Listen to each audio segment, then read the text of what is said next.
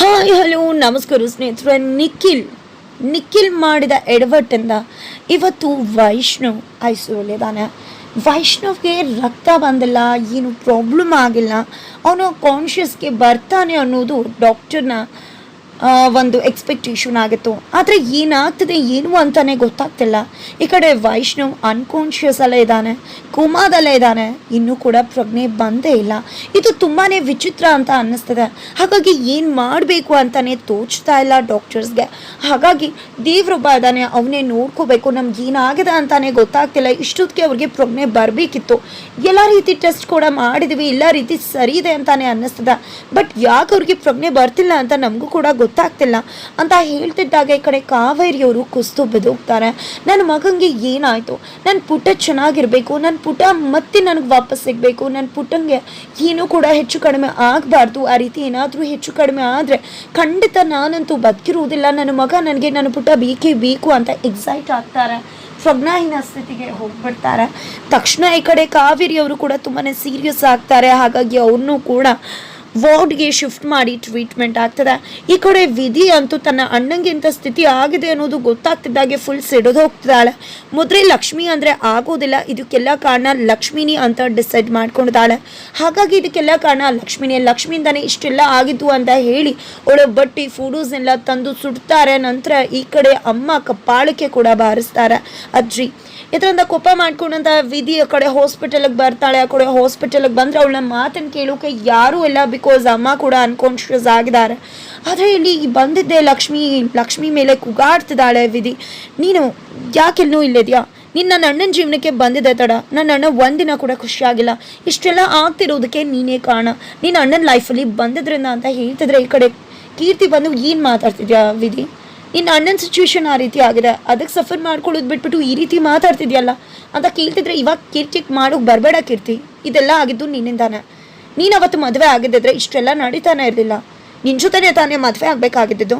ಅದೆಲ್ಲ ಆಗಿದ್ದಿದ್ರೆ ಇಷ್ಟೆಲ್ಲ ಇವಳು ಯಾಕೆ ಲೈಫಿಗೆ ಬರ್ತಿದ್ಲು, ಇಷ್ಟೆಲ್ಲ ಯಾಕೆ ಆಗ್ತಿತ್ತು, ಇದು ಎಲ್ಲದಕ್ಕೂ ಕಾರಣ ನೀನೇ ಕೀರ್ತಿ ಅಂತ ಹೇಳಿದ ತಕ್ಷಣ ಲಕ್ಷ್ಮಿ, ಸುಪ್ರೀತಾ ಆಂಟಿ, ಕೃಷ್ಣ ಎಲ್ಲರೂ ಕೂಡ ಶಾಕ್ ಆಗ್ತಾರೆ. ಬಟ್ ಈ ಕಡೆ ಲಕ್ಷ್ಮಿಗಂತೂ ಜಸ್ಟ್ ತನ್ನ ಗಂಡನ ಬಗ್ಗೆ ಆಲೋಚನೆ ಇದೆ. ನಂತರ ಕೀರ್ತಿ ವಿಧಿನ ಕರ್ಕೊಂಡು ಹೋಗಿ ದಯವಿಟ್ಟು ಈ ರೀತಿ ಎಲ್ಲ ಮಾತಾಡಬೇಡ, ಲಕ್ಷ್ಮಿಗೆ ಯಾವುದೇ ಕಾರಣಕ್ಕೂ ನಮ್ಮ ರಿಲೇಶನ್ಶಿಪ್ ವಿಷಯ ಗೊತ್ತಾಗಬಾರ್ದು ಅಂತ. ಬಟ್ ನಾನು ಹೇಳ್ತಿರೋದು ನಿಜಾನೇ ಅಂತ ವಿಧಿ ಮತ್ತೆ ಒತ್ತು ಹೇಳ್ತಾಳೆ. ಈ ಕಡೆ ಅಮ್ಮಂಗೆ ಹೇಳಿ ಕೇಳೋಣ ಅಂದರೆ ಅಲ್ಲಿ ಅಮ್ಮ ಕೂಡ ಅನ್ಕಾನ್ಷಿಯಸ್ ಆಗಿದ್ದಾರೆ. ಮತ್ತೆ ವಿಧಿಗೆ ತುಂಬ ಸುಟ್ಟು ಬಂದ್ಬಿಡುತ್ತೆ. ಎಲ್ಲರೂ ಕೂಡ ಅವಳ ಮೇಲೆ ರೇಗ್ತಾರೆ. ತಕ್ಷಣ ವಾಪಸ್ ಬರ್ತಾಳೆ. ನಂತರ ಈ ಕಡೆ ಗಂಡನ ಹೋಗಿ ನೋಡ್ತಿದ್ದಾಳೆ. ತನ್ನ ಗಂಡನ ಸ್ಥಿತಿ ನೋಡಿ ಅವಳಿಗೆ ಕಣ್ಣೀರು ಬರ್ತದೆ. ನನಗೋಸ್ಕರ ತಮ್ಮ ಜೀವನ ಪಣಕ್ಕಿಟ್ಟು ಇಂಥ ಸಿಚುವೇಶನ್ಗೆ ಹೋಗಿದ್ದಾರೆ, ಪ್ರಾಣ ಜೊತೆ ಹೋರಾಟ ಮಾಡ್ತಿದ್ದಾರೆ. ಇದಕ್ಕೆಲ್ಲ ಕಾರಣ ನಾನೇ, ನನ್ನಿಂದಾನೇ ಇಷ್ಟೆಲ್ಲ ಆಗಿದ್ದು. ಹಂಗಂದ್ರೆ ನನ್ನ ಗಂಡನ ಯಾವುದೇ ಕಾರಣಕ್ಕೂ ನಾನು ಬಿಟ್ಕೊಡೋದಿಲ್ಲ. ನನ್ನ ಗಂಡನ ಜೀವನ ನಾನು ಉಳಿಸ್ಕೋತೀನಿ. ಅದಕ್ಕೋಸ್ಕರ ನಾನು ಏನು ಮಾಡೋದಕ್ಕೂ ಕೂಡ ರೆಡಿ ಆಗಿದ್ದೀನಿ. ಬಟ್ ನನಗೆ ನನ್ನ ಬೇಕೇ ಬೇಕು. ವೈಷ್ಣವ್ ಅವರೇ, ಯಾವುದೇ ಕಾರಣಕ್ಕೂ ನಾನು ನಿಮ್ಮನ್ನು ಬಿಡೋದಿಲ್ಲ ಅಂತ ಹೇಳಿ ಹೊರಡ್ತಾಳೆ. ಈ ಕಡೆ ಎಲ್ಲೂ ಹೋಗ್ತಿದ್ದಾಳೆ ಅಂತ ಸುಪ್ರೀತಾ, ಕೃಷ್ಣ ಅಂಕಲ್ ಎಲ್ಲರೂ ಕೂಡ ಹೋಗ್ತಿದ್ದಾರೆ. ಈ ಕಡೆ ಕೀರ್ತಿ ಅಲ್ಲೇ ಕೂತ್ಕೊಂಡು ವೈಷ್ಗೋಸ್ಕರ ಕಾಯ್ತಿದ್ದಾಳೆ. ಆ ಕಡೆ ಸಾವು ಬದುಕಿನ ನಡುವೆ ಒಂದು ಅನ್ಕಾನ್ಷಿಯಸ್ ಸ್ಟೇಟಸಲ್ಲಿ ವೈಷ್ಣವ ಫೈಟ್ ಮಾಡ್ತಿದ್ದಾನೆ. ಈ ಕಡೆ ಲಕ್ಷ್ಮಿ ಹೋಗ್ತಿದ್ದಾಗೆ ಆ ಗೊಂಬೆ ಆಡಿಸೋರು ಬರ್ತಾರೆ. ನೀವು ಏನು ಹೇಳಿದ್ರಿ ಗುರುಗಳೇ, ಆದರೆ ಇವತ್ತು ಏನಾಗ್ತದೆ ಅಂತ ಕೇಳ್ತಿದ್ರೆ, ನೋಡಮ್ಮ ಏನಾಗಬೇಕು ಇದೆಲ್ಲ ಕೂಡ ವಿಧಿ ಆಟ ಅಂತಿದ್ದಾರೆ. ನನಗೋಸ್ಕರ ಕಷ್ಟಪಟ್ಟು ನನ್ನನ್ನು ಕಾಪಾಡಬೇಕು ಅಂತ ಬಂದಿದ್ದ ನನ್ನ ಗಂಡ ಇವತ್ತು ಸಾವಿನ ಬದುಕಿನ ನಡುವೆ ಹೋರಾಟ ಮಾಡ್ತಿದ್ದಾರೆ. ಅವ್ರನ್ನ ಅಂಥ ಸಿಚುವೇಶನಲ್ಲಿ ನನಗೆ ನೋಡೋಕ್ಕಾಗೋದಿಲ್ಲ. ನನ್ನ ಗಂಡ ಬೇಕು, ನನ್ನ ಗಂಡನ ನಾನು ಕಾಪಾಡ್ಕೋಬೇಕು, ಏನು ಮಾಡಬೇಕು ಅಂತಲೇ ಗೊತ್ತಾಗ್ತಿಲ್ಲ. ಅವ್ರ ಸಿಚುವೇಶನ್ ನೋಡ್ತಿದ್ರೆ ಅಂತ ಹೇಳಿದಕ್ಕೆ ಏನಿಲ್ಲ ಮಗಳೇ, ಸುಮಂಗಲಿ ವ್ರತ ಮಾಡು. ಆ ವ್ರತ ಮಾಡಿದ್ರೆ, ಸಾವಿತ್ರಿ ವ್ರತ ಮಾಡಿದ್ರೆ ಖಂಡಿತ ನಿನಗೆ ಸೌಭಾಗ್ಯತನ ಸಿಗುತ್ತೆ, ಸೌಭಾಗ್ಯವತಿ ವ್ರತ ಮಾಡು ಅಂತ ಹೇಳ್ತಿದ್ದಾರೆ. ಖಂಡಿತ ಮಾಡ್ತೀನಿ ಅಂತ ಹೇಳಿದಾಗ, ಹೌದು, ದೇವಸ್ಥಾನಕ್ಕೆ ಹೋಗಿ ಆ ಒಂದು ಕಪಿಲಾ ನದಿಲಿ ಸ್ನಾನ ಮಾಡಿ ಒಂದು ಪೂಜೆ ಮಾಡಿ ಆ ವ್ರತನ ಮಾಡು. ಆ ಒಂದು ವ್ರತ ತುಂಬಾ ಕಠಿಣ ವ್ರತ, ಯಾವುದೇ ಕಾರಣಕ್ಕೂ ಆ ವ್ರತನ ನಿಲ್ಲಿಸಬಾರ್ದು ನೀನು. ಆ ವ್ರತ ಏನಾದರೂ ಅರ್ಧಕ್ಕೆ ನಿಂತರೆ ಖಂಡಿತ ಅನಾಹುತಗಳು ಘಟಿಸ್ಬಿಡುತ್ತೆ, ಕೆಟ್ಟದಾಗ್ಬಿಡುತ್ತೆ ಅಂತ ಹೇಳ್ತಾರೆ. ಖಂಡಿತ ಇಲ್ಲ, ನಾನು ಹೋಗ್ತೀನಿ ಅಂತ ಹೊರಟ್ರೆ ಈ ಕಡೆ ಸುಪ್ರೀತಾ ಅವ್ರು ಬಂದು, ಏನು ಮಾತಾಡ್ತಿದ್ಯಾ ಲಕ್ಷ್ಮಿ, ನಿನಗೆ ಆಲ್ರೆಡಿ ತುಂಬಾ ಜ್ವರ ಇದೆ, ಹೈ ಫೀವರ್ ಇದೆ, ಈಗ ಹೋಗ್ಬಿಟ್ಟು ಕಪಿಲಾ ನದಿಲಿ ಸ್ನಾನ ಮಾಡ್ಕೊಂಡು ಪೂಜೆ ಮಾಡ್ತೀನಿ ಅಂತ ಹೇಳ್ತಿದ್ಯಲ್ಲ, ಇನ್ನೂ ಕೂಡ ಜಾಸ್ತಿ ಆಗಲ್ವಾ ಅಂದಾಗ ನನಗೋಸ್ಕರ ಅವ್ರ ಪ್ರಾಣ ನೀವು ಒತ್ತಿಕ್ಕಿಟ್ಟಿದ್ರು. ಅಂಥದ್ರಲ್ಲಿ ನನ್ನ ಜ್ವರಕ್ಕೋಸ್ಕರ ತಲೆ ಕೆಡಿಸ್ಕೊಂಡು ಇದನ್ನು ಮಾಡ್ತಾ ಇರ್ತೀನ, ನನ್ನ ಗಂಡನಿಗೋಸ್ಕರ ನನ್ನ ಜೀವ ಬೇಕಾದರೂ ಕೊಡ್ತೀನಿ ಅಂತ ಹೇಳಿ ಲಕ್ಷ್ಮಿ ದೇವಸ್ಥಾನಕ್ಕೆ ಹೊಡ್ತಿದ್ದಾಳೆ. ಈ ಕಡೆ ಅಣ್ಣ ನಾನು ಕೂಡ ಲಕ್ಷ್ಮಿ ಜೊತೆ ಹೋಗ್ತೀನಿ, ನೀನು ವೈಷ್ಣವ್ನ ನೋಡ್ಕೊ ಅಂತ ಹೇಳಿ ಸುಪ್ರೀತಾ ಲಕ್ಷ್ಮಿ ಜೊತೆ ಹೊರಡ್ತಾಳೆ. ನಂತರ ಈ ಕಡೆ ಕೃಷ್ಣ ಅವ್ರನ್ನ ನೋಡಿ, ನಿಮ್ಮ ಸೊಸೆನೇ ನಿಮ್ಮ ಮಗನಿಗೆ ಶ್ರೀರಕ್ಷೆ, ನಿಮ್ಮ ಮನೆಗೆ ರಕ್ಷೆ, ಆಕೆ ತುಂಬಾ ಒಳ್ಳೆಯ ಹುಡುಗಿ, ಅವಳನ್ನ ಚೆನ್ನಾಗಿ ನೋಡ್ಕೋಬೇಕಾಗಿರೋದು ನಿಮ್ಮ ಧರ್ಮ. ಜೊತೆಗೆ ಅವಳ ವಿರುದ್ಧ ಪಿತೂರಿ ಮಾಡೋರು, ಕತ್ತಿ ಮಸಿಯೋರು ತುಂಬ ಜನ ಇದ್ದಾರೆ. ಅವಳ ಜೊತೆನೇ ಇದ್ದು ಅವಳ ವಿರುದ್ಧ ಹೊಂಚಾಗ್ತಿರ್ತಾರೆ.